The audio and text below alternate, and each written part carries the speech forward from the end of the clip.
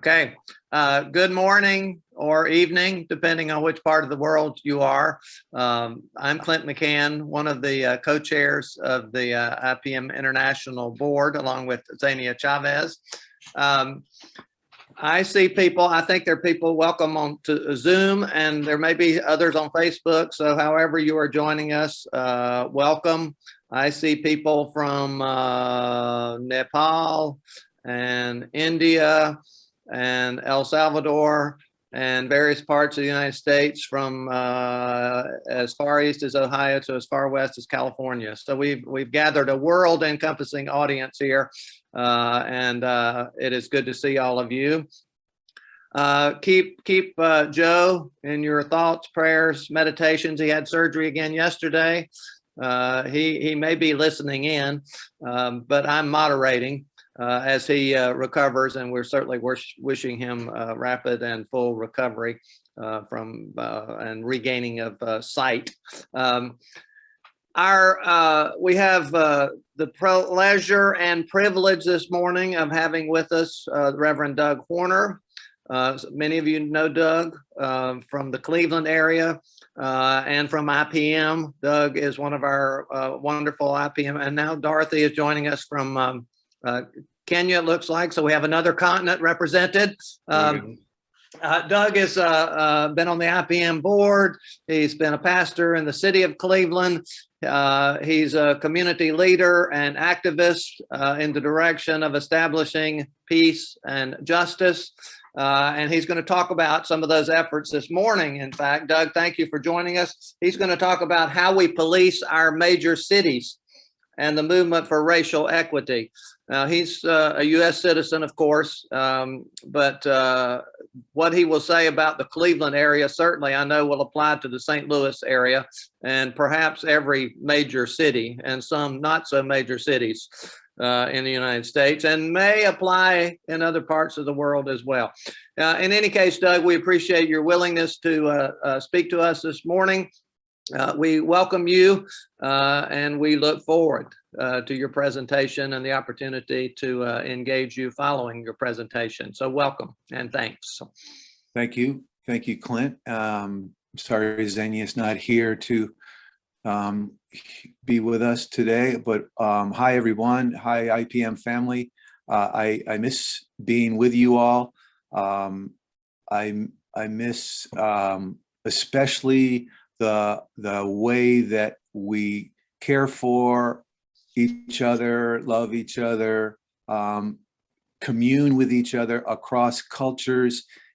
In our IPM family, it's a natural product, not a byproduct. It is a product of what we do, is we listen and we learn from each other, and we grow together. I mean, that's something that Joe and I talked about in seminary in 1989, 1990. And we try to live every day. And I believe and know in my heart that you guys do as well, to include everyone into your life, and not just family, but friends. And I talked to an African-American guy the other day, and he says, wow, you know, you're one of the most warm and welcoming white guys I've ever met. And I go, well, you know, a stranger is just a friend we haven't met. And I think about that as one of my basic tenets that I get directly out of the gospel. And I think you guys probably know that about me, is, you know, try to live our lives with God's truth, with the truth of the gospel that also is a universal truth about love. So without me going into preaching, let me get into the beginnings of my story, which it began, you know, when I left high school and went into the Marine Corps. And I don't know if you guys all knew this or not, but at age 17, I became a United States Marine and spent 4 years in the service, the long arm of the United States Empire. I was a part of it, and I stretched out with the Navy and the Marines and the Air Force to many parts of the world. I was even in Kenya when I was 20, Mombasa, and then went on a 3-day African safari to the Amboseli range and camped out at the base of Kilimanjaro.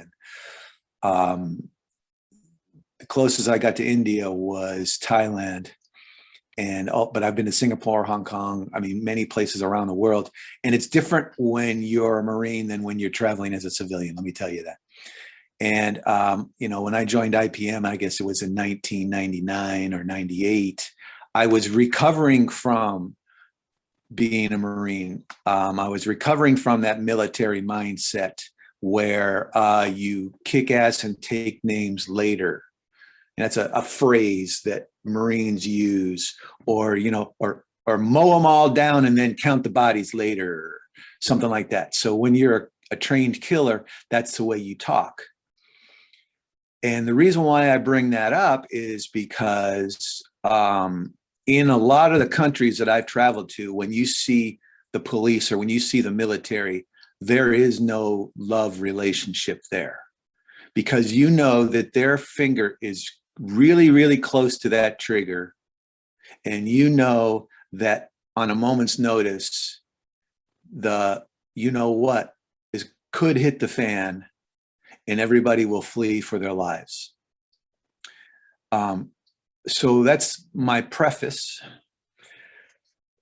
for my main conversation, which also not only includes Joe, but also includes George Herbeck, who I met in 2003 when we first moved to Cleveland, and I saw him as a natural wonder, a preacher, yes, a social justice activist, yes, but he had the understanding of cross-cultural love and justice that resonated deeply with me.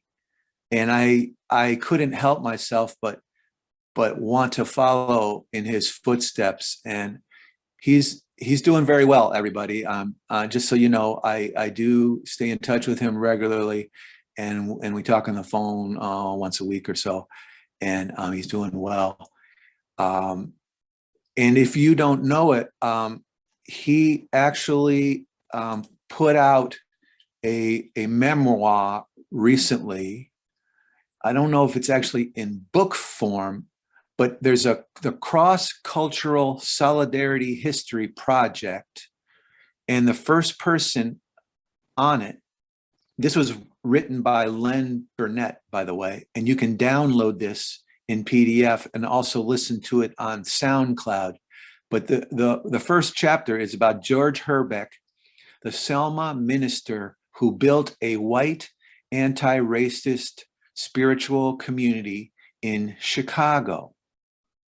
And it goes into a whole story about his life.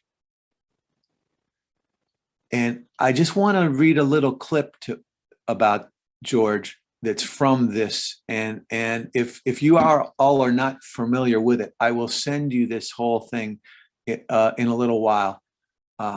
My technological skills aren't good enough to do that while I'm speaking. So let me continue here. This is just a George recalling how he learned about passions of political world in his large extended family. Hey, Doug, I just shared that with everybody in the chat. You're awesome. You're awesome, Joe. Thank you. You're welcome. This is George. This is George in quotes here. At home, we ate our family meals together, always. And my dad insisted that after we ate, we had to spend a half hour at the table talking about the world, what was going on in the country, social issues, political issues, literature. I hated it. I wanted to be out playing stickball or something. What was very important was that I used to listen to my grandfathers and my uncles get into these political discussions, talking about social issues, and I was fascinated by those discussions. They talked a lot about the social conditions of miners, M-I-N-E-R-S, the coal mines and other mines, and the conditions of Blacks.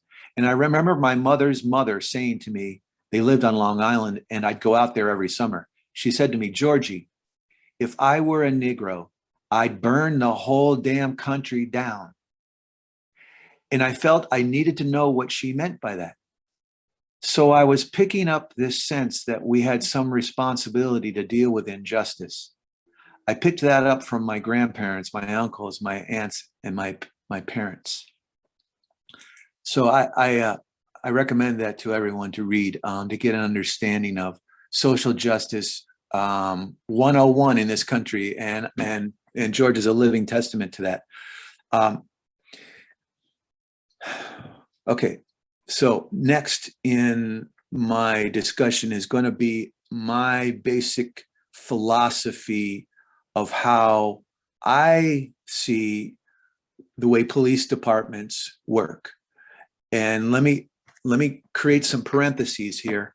The police department in parentheses has different meanings to different people. And the methodology for policing a lot of times is broke into two almost polar opposites. And I hate to say it, but it's just so much different, because on the one hand, you have kind of the militarized thinking that I described to you about 5 minutes ago. And then on the other side of the polar opposite is this community-based policing where people care for each other and care about each other. And when you see the words on the side of a police car that say protect and serve, people are likely to say, yeah, Officer George, come on over to my house, have a cup of coffee, and let me talk to you about my argument with my neighbor. So I'm drawing this dichotomy here for illustration purposes. You know, every city is probably going to have nuances. For example, Minneapolis right now, and I want you to Google that later. If you're taking notes, take notes on Minneapolis, because they are breaking new ground on what it means to defund the police. Now, that's a buzzword. That's a heavily charged word in our country right now. And a lot of times those people on that side that want to militarize the police say, don't take away our funding, because then we will be less effective. And so the extreme version of that, the simple version of that is, when I was trained as a Marine, you do not lose track of your rifle. You keep it in shape all the time, ready to go at a moment's notice.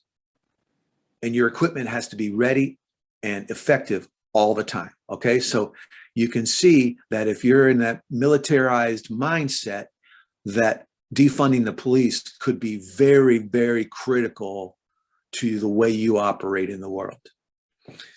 On the other side of that argument, they want to defund the police because they feel like we can police ourselves. We are a community. The people in our community care about each other. We will help do conflict resolution. We will love people. We will change the hearts and minds of people who want to do criminal activity. In some ways, yes, we still need people to protect and serve us, but as a community, and let me just read the philosophy that I live by. Police departments must reflect community values, protect the sanctity of life, and recognize the dignity of every individual in every encounter. And I believe that, and I believe this with my whole heart, because I've seen it in action. I believe that we can expect, and we can train, and we can have a police department that has similar values to our community, protects the sanctity of life, and recognizes the dignity of every individual. I believe we can have that. And I believe that there are police officers who would agree with that. And I believe that there are many police officers, most in fact, that would want to do that if they felt they could safely do that. There's only like a 5% or 10% people who need to stay in that militarized mindset. And well, what you do is you put them on the SWAT team and you give them their sniper rifle and you let them go after those crazy white supremacists who all want to be armed to the teeth and want to shoot and kill people. And there's plenty of them in this country too, but we're not getting into that. So let me talk about Minneapolis for a second. Probably most of you heard that about a year ago, George Floyd was killed there by a police officer. And George Floyd was no saint. George Floyd had constant contact with police officers because he was basically menacing people in his neighborhood. He had had many encounters that were influenced by him, and he was under the spell of crack cocaine. And I don't know if any of you have ever been with folks who are on crack. I have. And what it does is it takes a normal personality and it basically jumps it into this extreme animated version of yourself. So, for example, if you're happy, it animates your happiness and everybody loves you because you're just like ecstatic all the time. Or if you're sad, it will elevate that sadness. Or if you're angry, as I believe George Floyd was, it elevates that status and you're just angrier and therefore more dangerous and stronger. And so if you all remember the picture of the police officer who had his knee on the neck of George Floyd, and he had that face that I'll never forget, it's been seared into my memory, as if he had bagged a wild animal on a safari. He had that, I'm the hunter, and I took down this beast for you all. That's the kind of look that I thought he had on his face. And it made me sick to my stomach. And literally millions of people in this country, I'm sure, felt the same way. And it's nothing new because a lot of the African Americans I know, they've watched that happen. And I've even watched it happen, not to me or someone close to me, but somebody who was a client of mine. And it is traumatic. And so the story that people tell about police brutality is real. The fear of police brutality is real. And so when kids are taught to run away from the police in our country and maybe around the world, they are running for their lives, literally, because that fear, it does influence a person's thinking, and there's no question of that. So when people talk about defunding the police, what they want to do is take that aggression out of the police force. And it's that simple. So that's Minneapolis. We're watching, they're about ready to vote on defunding the police, and we'll see how this goes. Let me talk about Cleveland now. So since I arrived in Cleveland, then actually soon after, didn't Joe arrive in Cleveland? When did IPM move to Cleveland? I forget now. Is that, what year was that? Does anybody remember? 2001. Okay. So 2 years later, I arrived and met everybody, some people that you all know and some people that you don't. But George is still around, and so that's great. But I arrived in Cleveland, and there was a police problem when I got to Cleveland. And now, being a white person and being a pastor, I basically get a free pass whenever I'm around police officers because they think that I'm not a criminal. It's just a general assumption, well, he's a white guy. And then I tell them I'm a pastor, and there's a general assumption I'm not a criminal. So they'll listen to me. Like whatever preconceived notion they had about my car, or they profiled me because I swerved because I was looking at my phone too long, or whatever stupid thing I did for a second, I still get a pass. Whereas most people, even that looked like Joe with a suntan, probably were going to get profiled. And if Joe had done the same thing, they probably would have turned on their lights and at least give them a warning. And anybody darker than Joe with the suntan basically would get profiled in certain neighborhoods, no matter what, no questions asked, pulled over. Let me see your license. Let me see your registration. Can you get out of the car, please? And all the time they're looking in the back seat, the front seat with their flashlight. Can you open your trunk, please? And then if you resisted, well, chances were good that they'd put you in handcuffs first and look in your trunk anyway. So that's 2003. A couple of years later, there's a couple lawsuits against the police for excessive violence when making an arrest. And a lot of these arrests were drug related, of a misdemeanor level, where violence wouldn't normally be required because the person is complying, but it happens anyway. And there are not just tens, not just hundreds, but thousands of stories of that from like 2000 to 2010.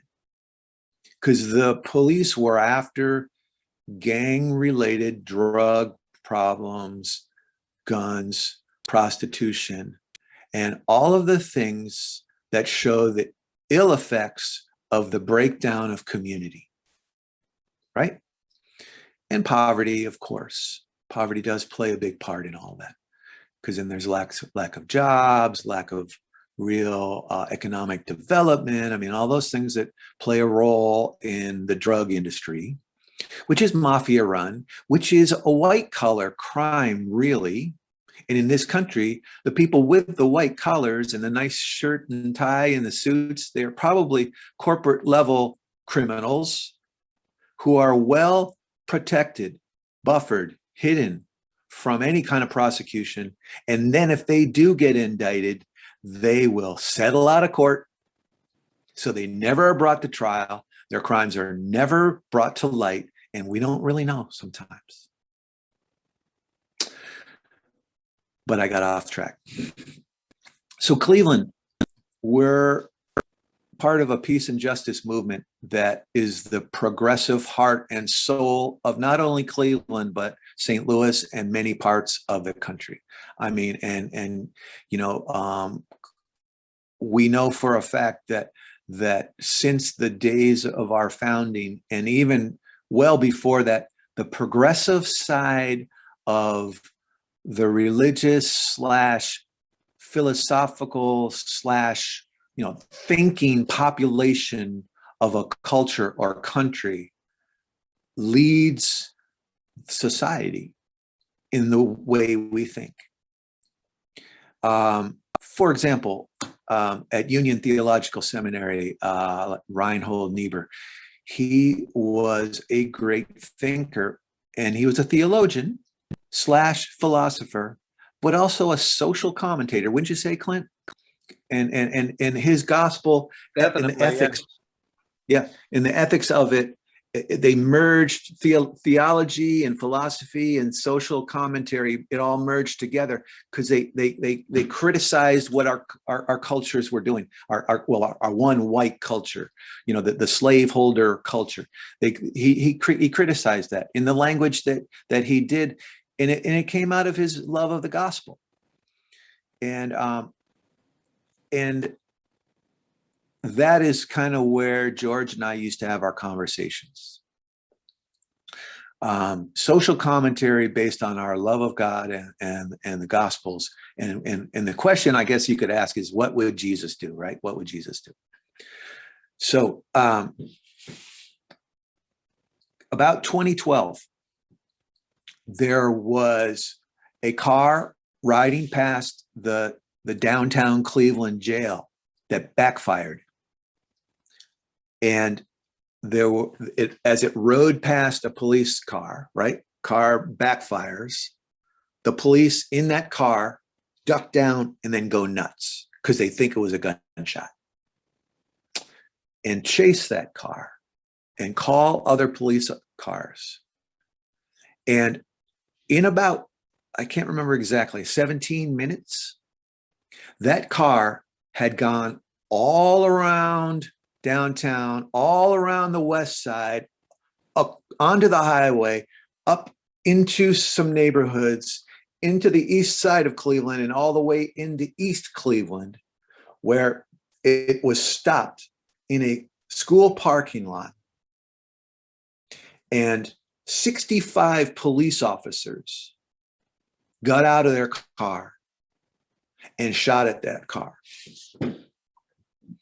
And there were 20 some police cars involved in that. No, 30, yeah, anyway, roughly 20.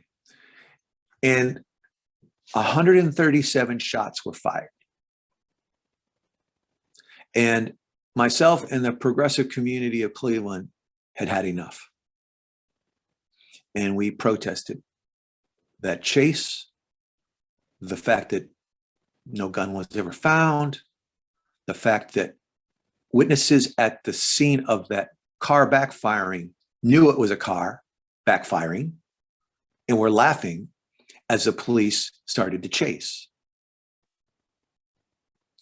And the two people that were in that car ran because why? Like what I told you. If the police are following you, your life could be in their hands right now. And he had a souped up car, and he thought this is the guy at the wheel. He thought he had a heavy foot on the gas pedal. And all those cars chased him through neighborhoods. I'm talking about 25-mile-per-hour neighborhoods at speeds of up to 100 miles per hour. And we had had enough. And so many of us protested that. And it was such a big deal. And so many people all across the spectrum, from regular working people all the way up to the white collar folks, the lawyers and the doctors and the other pastors and priests in the Catholic Church, we all said that enough is enough.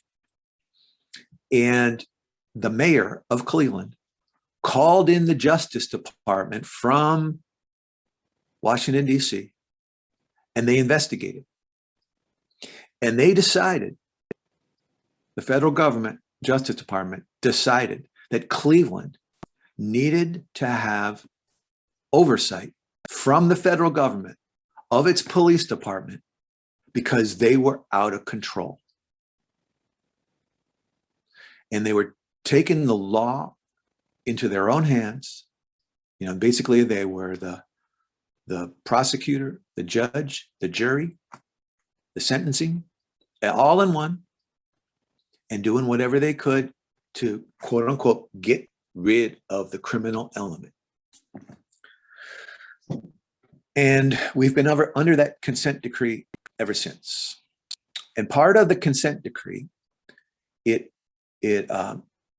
dictates that our police department must follow certain protocols, and it must be supervised by a commission called the Community Policing Commission.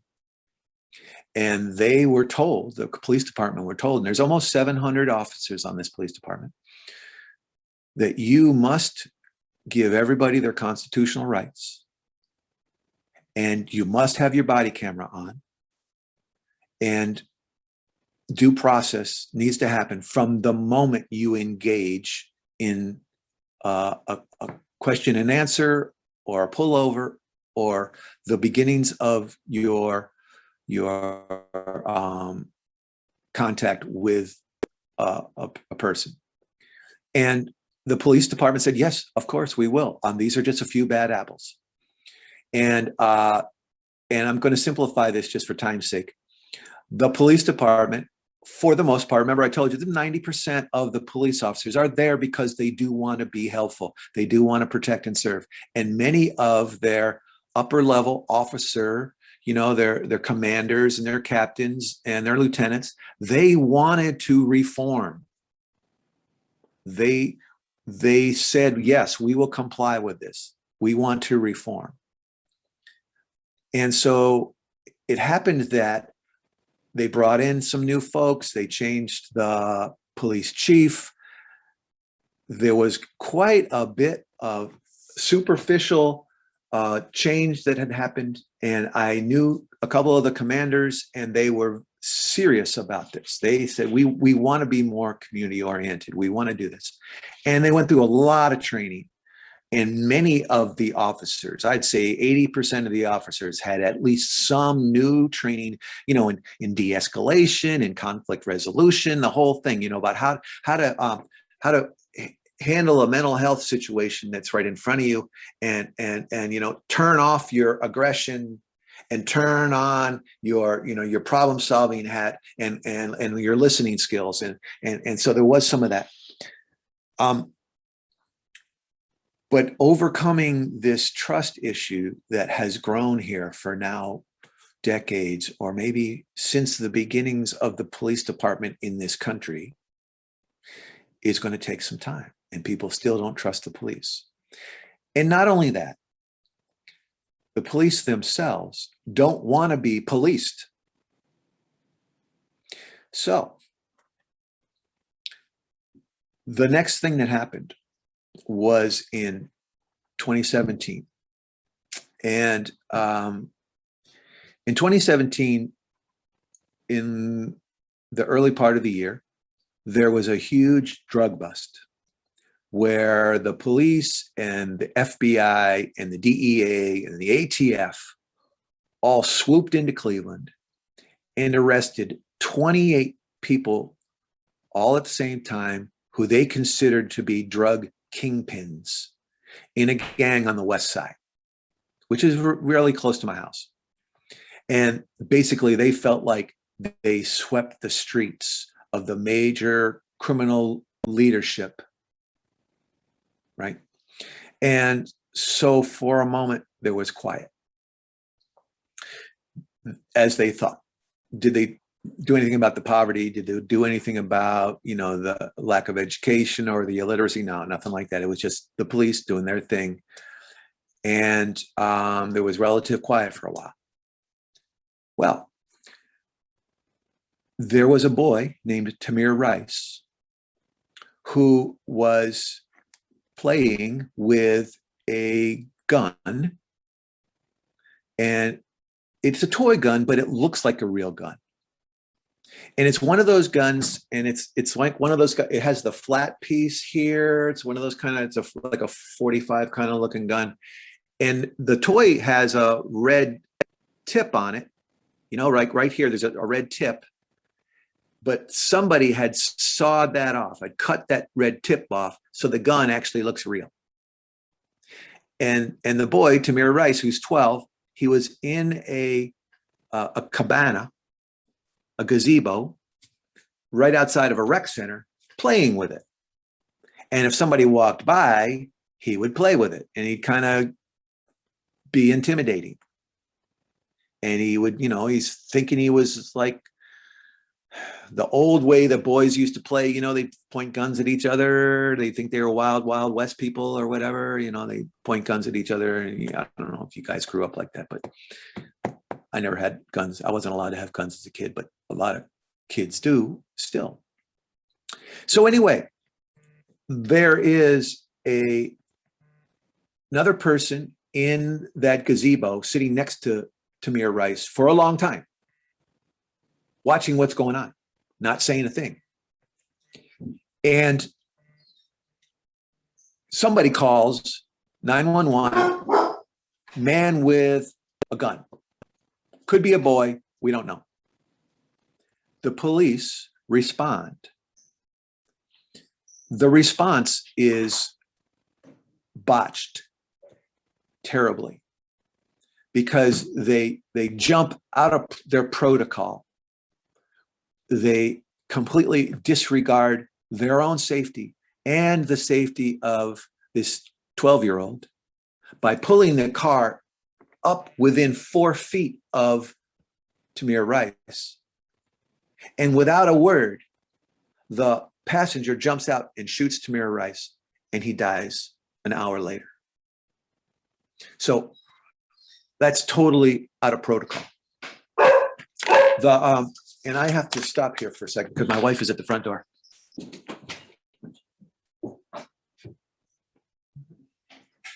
Still on my Zoom call. Okay, so sorry about that. No problem. So- That was quick. Tamir Rice, the Tamir Rice incident galvanizes the country and changes the way people think about Cleveland and changes the way Clevelanders think about the police. Tamir Rice is that far ahead of George Floyd that basically is where the whole defund the police idea started. Because at that moment, people wanted to take away all the guns of the police.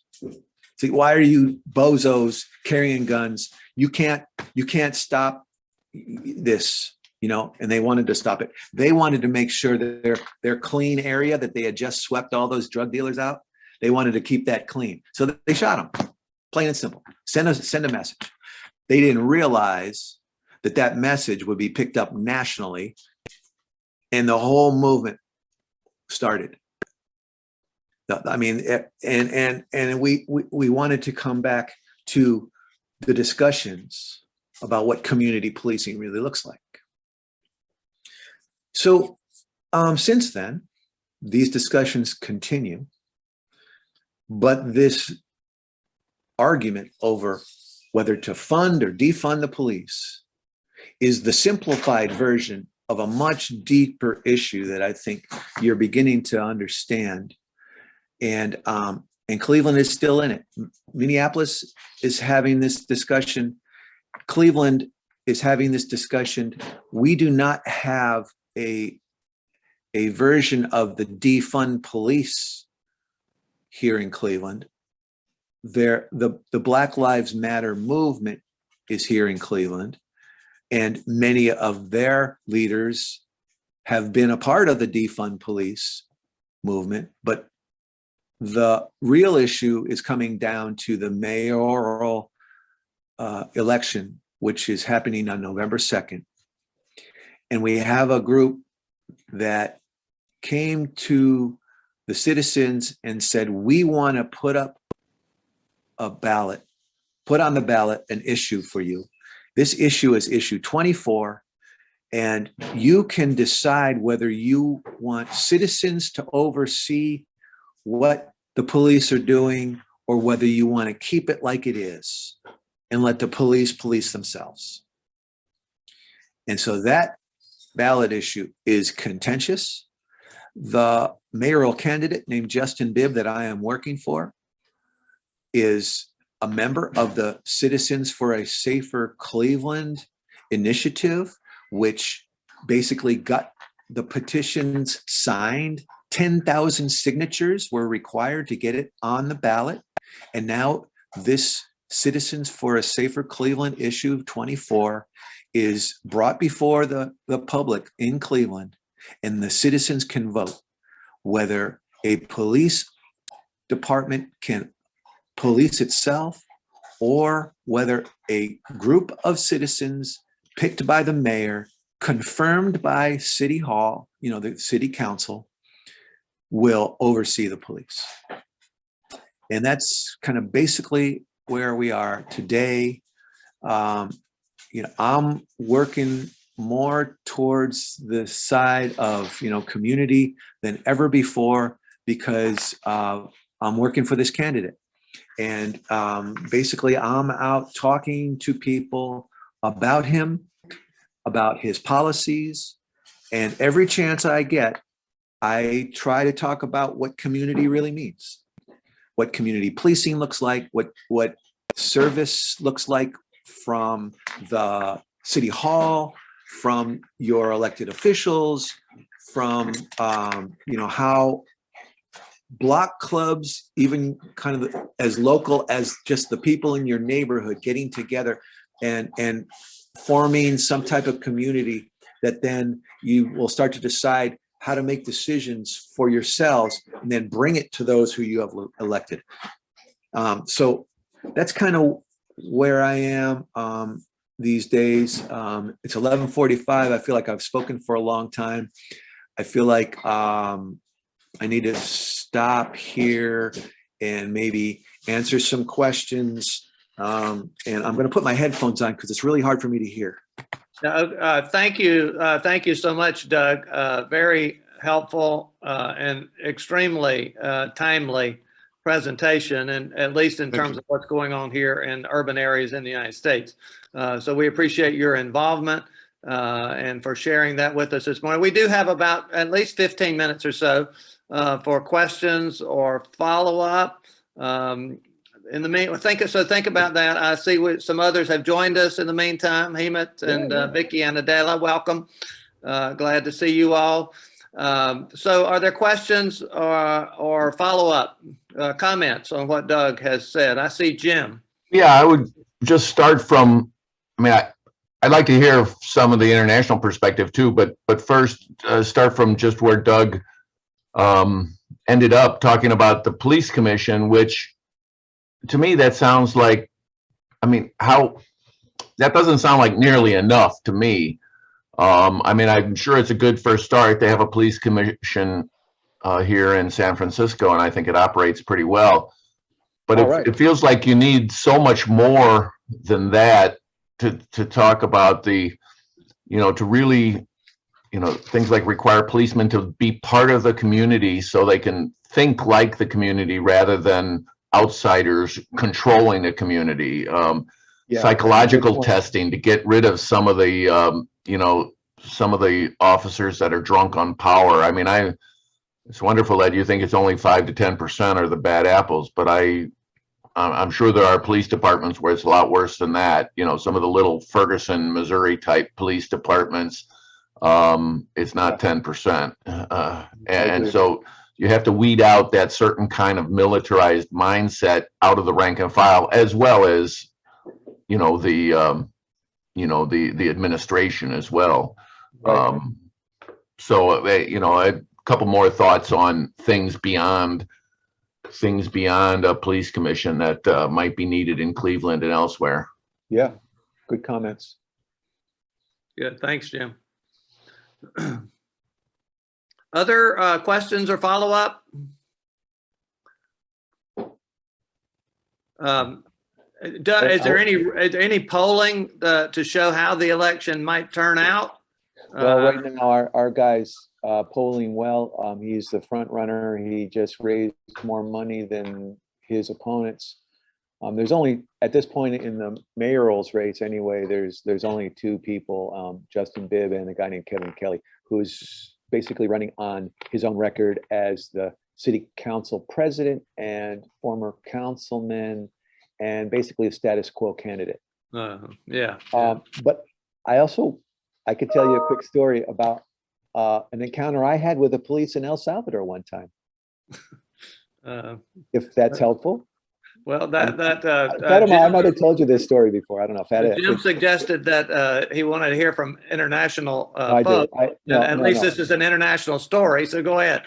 Well, it is, and so I was driving a bus from Washington D.C. to El Salvador because a daycare center needed one, and we were in a bus, and we were driving into San Salvador in this bus, and I was driving, and I went into a one-way street the wrong way.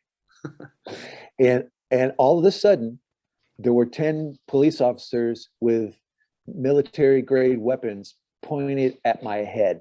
And I put my hands up and I get out of the car, and the passengers that I had were two nuns, a pastor's wife and a Salvadoran citizen.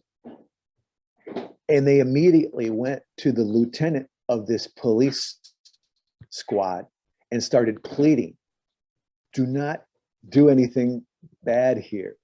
Do not arrest this US citizen who is helping your people. Mhm. And then they even pleaded with them on a religious way. The nun started saying, you're a religious person, right? Would Jesus want you to hurt this person who is a saint of God, bringing these medical supplies in this bus to your people? And so I got away from it. But, you know, that was a scary situation there for a Yeah, second. yeah. Mhm. Anyway, Where was that though? that was in San Salvador. When? No, when? When? 1994. A long time ago, yeah. Yeah. I would like to add a comment. Good. I think it's really, I mean, not surprising that happened in San Salvador. And it's, I think defund the police in general, the movement in the US is in some way an example for many other countries.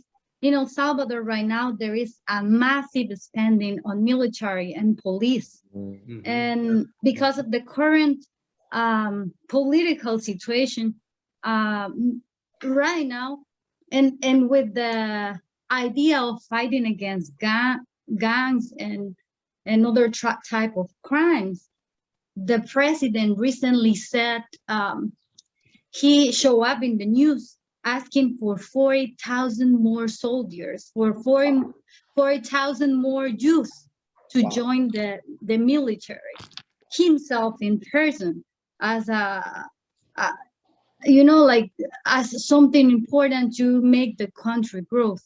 And I think this is dangerous in a country where you had that experience, in a country where in the 80s we have all these problems with military and police.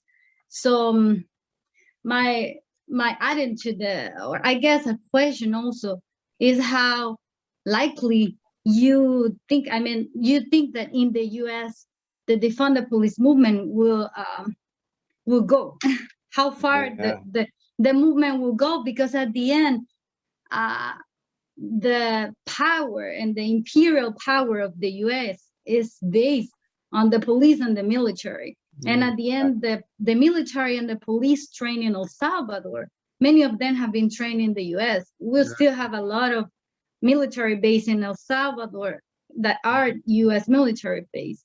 And there is a lot of funding still going to the military and the police in El Salvador. So I'm guessing, because I don't know, my question is because it is a difficult situation. I think it's important, this fight, and I believe it can make a change in the society if we start to invest less in war and in guns and start to do it in different things. But how far do you think this could go, at least in the US, based on what you have talked today? Well, it's a great question. Thank you. And it's something that crosses my mind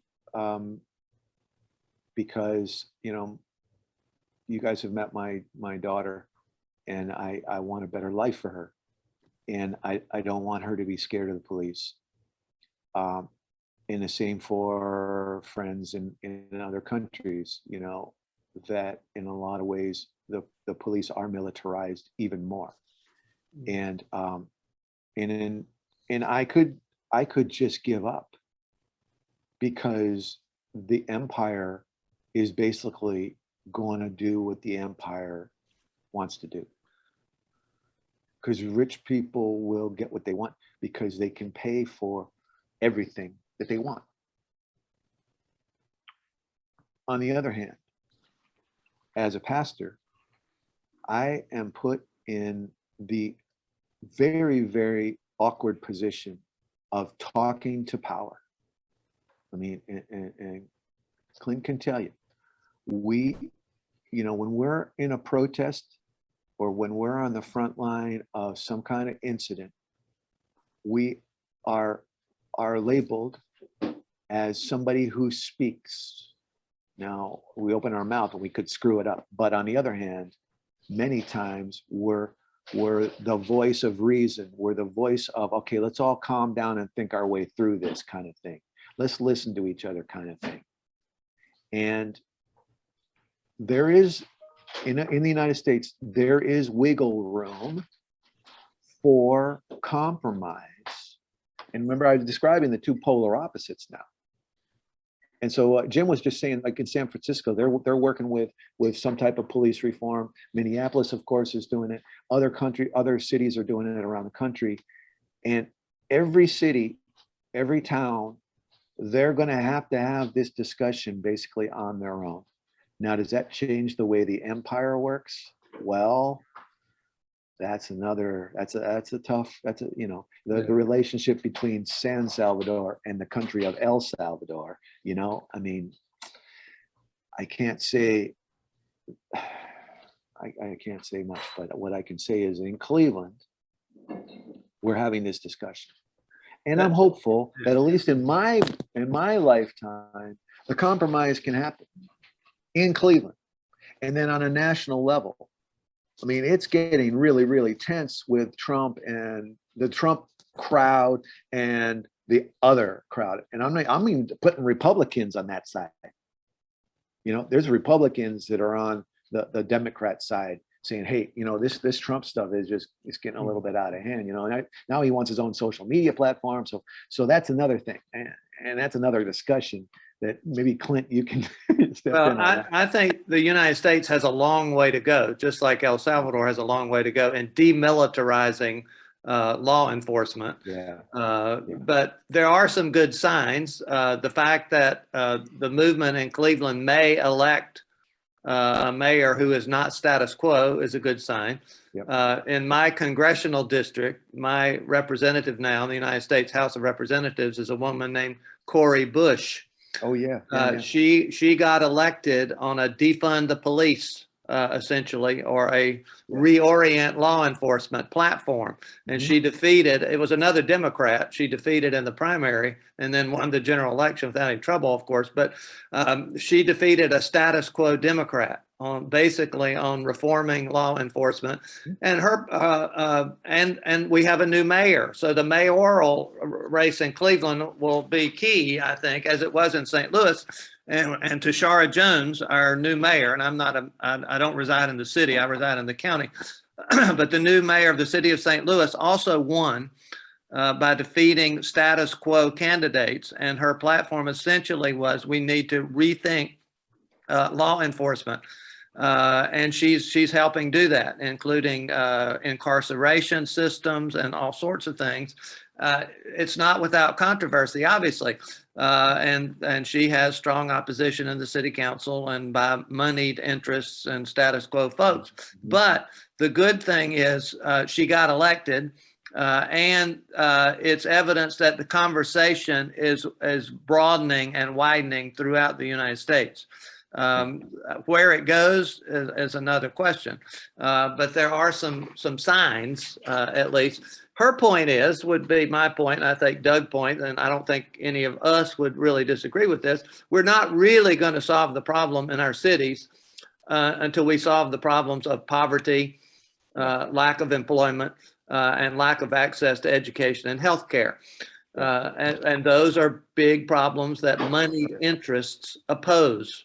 You see, but that's what IPM works for, both within and beyond the United States, is the addressing issues of poverty and marginalization, which lead to desperation and gang activity and all sorts of things that we're up against, both in the United States and our cities, and clearly in El Salvador, and maybe in India as well, although I don't know as much about India. But at any rate, there are some good signs, Fatima, but we have a long way to go. Yeah, and I would love to answer more questions. I know we're getting very close to 12, and I could stay on longer if people want to, and I love discussing these things. It's great to be with you all. I'd love to hear more what's happening in your country, because, what's happening in St. Louis and San Francisco and even out in Lyndhurst, where the Cistones live, that what happens with this issue, it does affect us, and we can learn lessons from each other about how to do this, so I'm open to discussion and more questions if people can stay on. If not, we can close as well. Well, and let's not forget, Doug, that even in Lyndhurst, it was Aline driving Francesca and I home from a Harry Potter midnight showing that led to us being followed across the city, and her pulled over in the middle of the night, and then us surrounded by every cop in the city for driving a Volvo while black. So it doesn't go away in Lyndhurst. No, well, Webster Groves, an affluent suburb, has the same issue with profiling of our African-American students, for instance. That's historically been the case, and it may have gotten better, but it certainly hasn't disappeared. Elsa, I don't know. It is, according to my watch, right at noon Eastern time. Do we need to wrap it up? Just for time's sake, I know others of you have, some of you have commitments and other things that you need to get on to. Yeah. Clint, what we could do is we could sort of sign off on the Facebook feed. Okay. And then even if Ilsa doesn't participate, the Zoom chat can be left open. People have questions.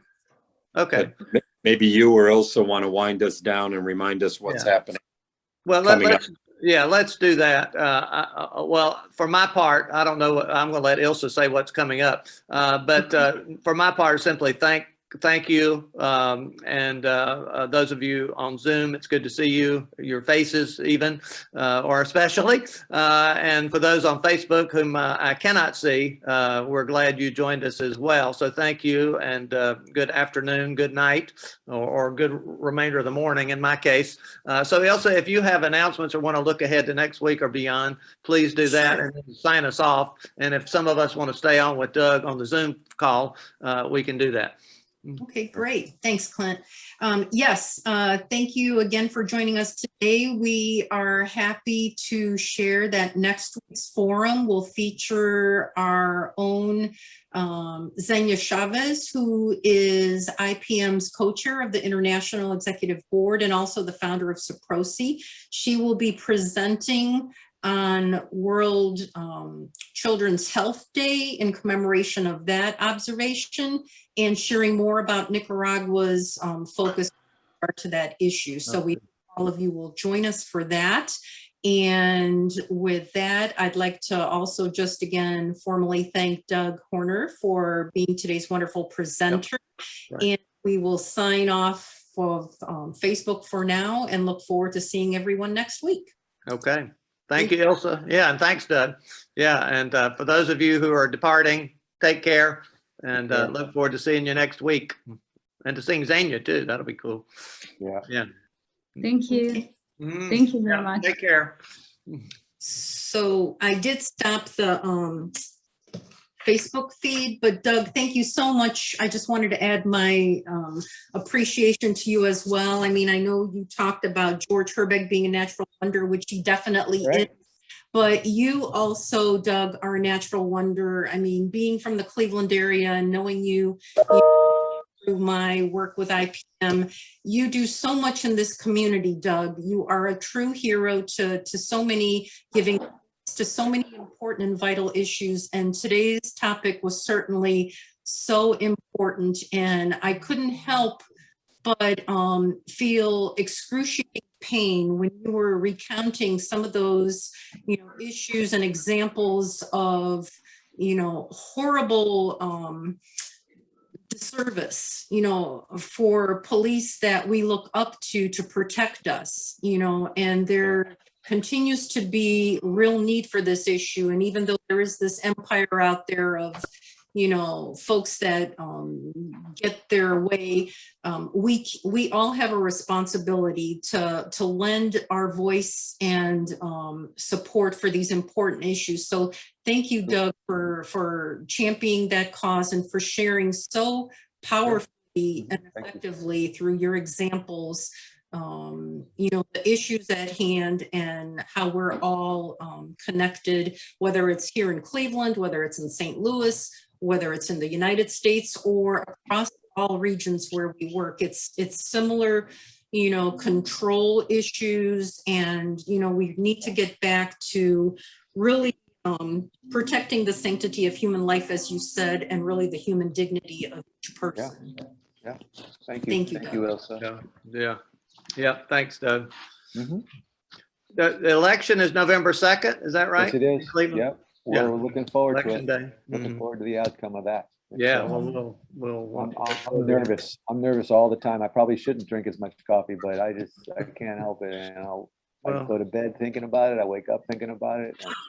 Yeah, drinking a lot of coffee will keep you up, but just make sure it's coffee and not anything stronger than that, and you'll be okay. Yeah, no cocaine for me. Yeah, no, don't do anything like that. No. Yeah. Doug, So, I'm just I want to hear from looking other through. folks. Sony, hi. You haven't spoken. Hello. Hey, how Doc, you how are doing? you? It's been so long. Yes. How's your life? Nice to see you. Nice to see you. Doug, I did want to mention, I was just looking through some of the chat comments, and Mahesh, sorry he had to Okay. leave. Unfortunately, he mentioned that another uncle had passed away, and so he needed to Oh, no. excuse himself, but that he will follow up with you later personally just to thank you again. He found your Okay. presentation to be very You know, effective. Mahesh and preached at my important. church one time when he was here. Oh, did he? That's right. Yeah. That's right. We quickly blessed him or ordained him or whatever we did for a second. It worked out very well. People really were receptive to his message. So I'm sure, yeah. yeah. Mhm. Yeah. And Carol Finling also had emailed me earlier that she was unable to join us, but that she had really hoped to hear your presentation and would watch it on Facebook. Okay. Oh yeah. You know. And that'll be on Facebook now for a while, right? Yes. So please share that link with anyone you think would really I appreciate. didn't say any bad words, did I? No, you did not. No, You you did didn't. A+. I've been dropping swear words here and there. Well, yeah. What's My enough? life is so much different. It's another dimension that you didn't really get into. I mean, you talked about empire and imperial power doing what it does, but it's certainly, we can't really attack the militarization of police without attacking the overall military industrial complex, because the police have been militarized just because we produce too many military goods. And eventually the Army's got more than it needs, and so we funnel them into our police departments, and we use our military apparatus to train El Salvador's and everybody else's. So certainly the fight has to the fight has to go in that direction as well, and just stop the militarization of our society. Yeah. Yeah, you know, that is a great segue into something that I've been working with, and I want to read something to you, just as if this is the direction we want this discussion to go, which I am happy to do. I want to preface it by saying this, and this is just a little quote from Rumi, R-U-M-I, from, I mean, centuries ago. The garden of the world has no limits except in your mind. So Can you repeat that though? yes, the garden of the world has no limits except in your mind. So what Jim just said made me think of that quote. because there's a mindset. And for example, kids that play a lot of video games get that mindset. It's that fight or flight, kill or be killed. I need a weapon to feel safe. And then that translates into young adults, and then adults who all stay in that mindset. And yet, if we broaden our minds and our hearts, we start to realize there's a lot less enemies out there than we think. A lot. So I actually use that phrase a lot when I am talking to other city leaders. I was in a meeting yesterday with Muslim leaders, imams from around Cleveland, and I, they opened in prayer. We had a discussion about violence in Cleveland, and then I wanted to segue to a discussion about what do we do. And I brought in that prayer from Rumi, which I believe is a multicultural interfaith idea that every religion could easily incorporate into their philosophy, theology. If changing hearts and minds. I mean, it's kind of what we do. Yeah. And I can't ever be responsible for anybody's heart and mind, but I know that through dialogue, through helping people feel like they're a part of a community, I've watched literally hundreds of people in my years of ministry change. And drug addicts and gangbangers and stuff, when they start living a different lifestyle and feel love and feel forgiven, will change their outlook. Well, their mind expands to fit the community that they're invited to come into. And we do have a psychologist on staff, don't we, that could understand that more, isn't it? Adela with us still. She could talk about that a little bit, I think, if she wants. Yeah, Della and or Vicky. Vicky's also a psychologist. I didn't know. Anyway. I think to your point, Doug, that's the power and the beauty of our immersion experience program in so many ways. I mean, once you travel the world and connect, you see the similarities and the connections. And yeah. And again, to your point about dialogue, it's so important because so many of these issues are played out in meetings with, spins and twists on what is meant by defunding the police or other issues. And so, only through, dialogue and exchange of, intimate conversations can you really come to some sort of unified understanding. Yeah. Yeah. That defund the police has been controversial, obviously. And even it's opposed by major elements of the African-American community in St. Louis as a result. They say, well, look what's happening in our communities. We need more police on the streets. So to my mind, we actually need to increase funding to the police, but not to militarize them, but rather to retrain them in areas of conflict management, domestic disputes, community relations. That actually might take more money than we're putting into the police now, but it wouldn't be militarizing. It would be to demilitarize the police. But that actually might not mean defunding. It might mean increasing funding, but reorienting it in majorly different directions than military hardware and stuff borrowed from the military and all that kind of stuff. But anyway, that's part of the complexity of the debate. I agree. Yeah, 100%. And I think. Yeah. Go ahead, Fatima. I think this topic is really important at the end because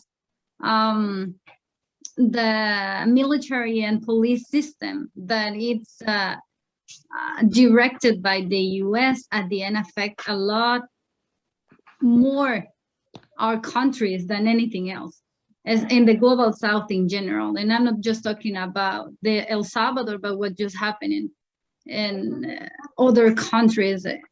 And we can see Palestine. We can see probably our friends from India and South Asia can tell. So at the end, I believe defund the police is a slogan that shows more this idea of investing in different ways of protection that are apart from military and guns, but more a communitarian approach. And I guess it's difficult. It is difficult even to, and it's controversial, as Clint just mentioned. And I remember when I was in the US with my studying, someone asked me, Fatima, what do you think about defund the police? Because I was there for the time.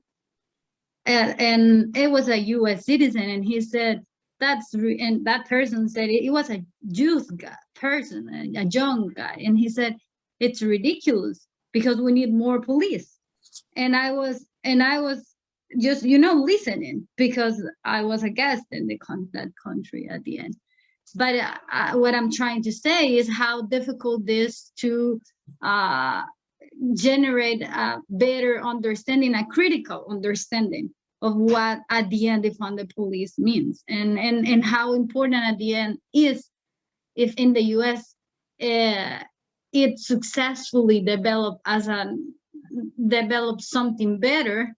At the end, it can also impact the global South. I agree 100%. I remember, you and Adela were with us when we went to Oscar Romero's church, right? Remember the nun that was there? And I kind of had my moment of Zen when I went up to her and I told her, that I was in the military about the same time that Romero was shot. And it just all started to dawn on me how long the arm of the empire is that comes out of the U.S. military, and my complicity in that during from 78 to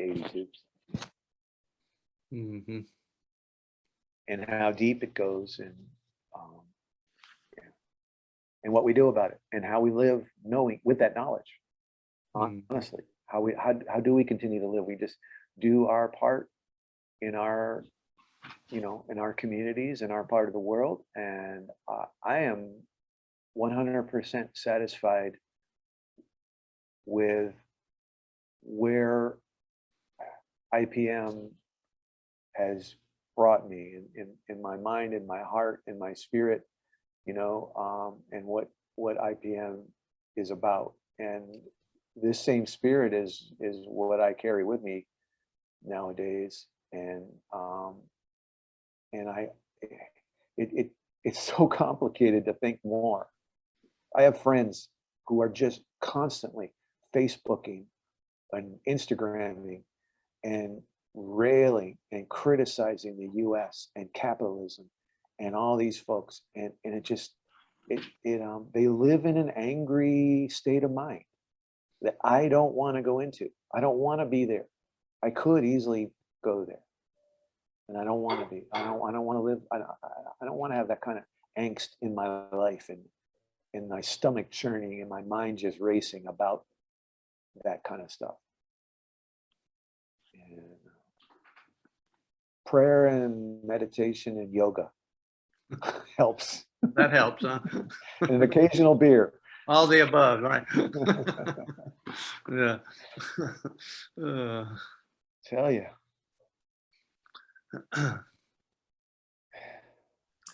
Well, Doug, thank you again Thank you. for stimulating conversation, presentation, and the follow-up discussion. I've got, I'm in charge of the St. Louis Metro Crop Hunger Walk, which is happening this weekend.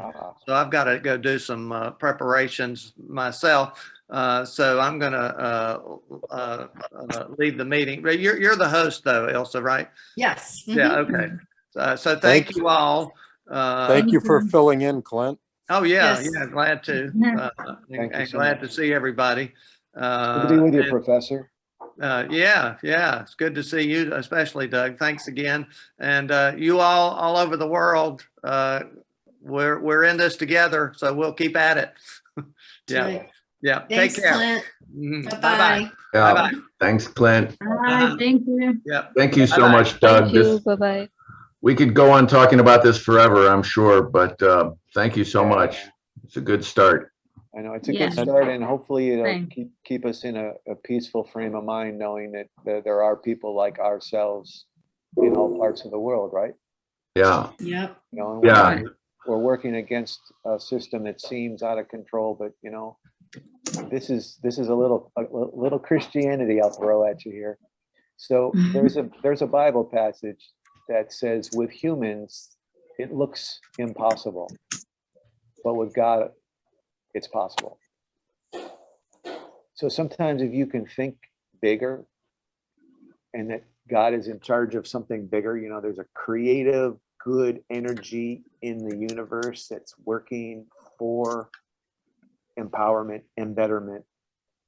That's something to have faith in, you know, and that's something that carries me sometimes. And when I remind myself, I just said, well, you know, it may seem impossible what's right in front of me, but you know, with God, it's possible.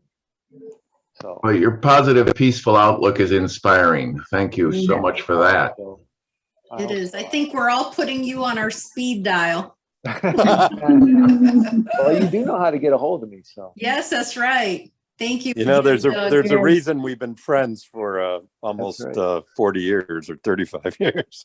that's right. And Doc, please tell George that we're thinking on him. We have Sure. been talking about him, and we have been like always remembering him in here, at least in the LAC office, and even the kids of El Patronato and Carlos. So tell him Oh, that yeah. like we're remembering him, and we wish him good health. Okay. Yes. Sure will. All right. Sure will. Yeah. And our love to Kathy as well. We'll look Okay. forward to more pupusa making soon. Oh yeah. Oh Mhm. yeah. Absolutely. I mean, we still got a lot of the ingredients that we still ready. So you guys got to come to Cleveland soon. Ilsa, I don't know if that since The link?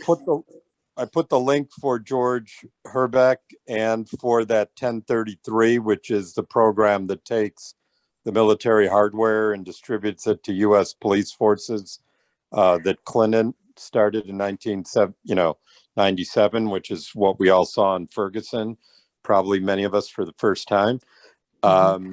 If people want to copy that link, it's in the chat. And I I can know forward it sometimes we to all have- of you. Mhm. Yeah, I know sometimes we have these calls, and before you can copy any links, the Zoom's off and then you lose them. So I'll be sure to just send those links to everyone, so you don't have to worry about copying it now. There is Great. another Thank you. additional comment from Dorothy in Kenya that says that was an incredible insight into police work. Thank you, Doug. Yeah. Thank you. yeah, well, and they've had their issues in Kenya, as Dorothy knows well, with their police. I mean, talk about Yeah. corruption. Oh my God. Well, thank you, everybody. Thank you, Doug. Fatima, that you know, the video and the audio for George would be wonderful to share. Somebody would have to translate it, but we could certainly share it with you know, the kids at Lydia Cochola or anyone else that you and Adela and everyone else would like, because it's really an incredible interview. Absolutely, yeah. I think that would be a good idea. Okay. Yeah. We'll make it All work. Okay. Bye. All right. Bye, everyone. everybody. Hope to see you Bye. next week. Thanks all. Have a good weekend, Bye-bye. everyone. Take care. Rest, Joe, rest. All right. Yeah. All right. See you later.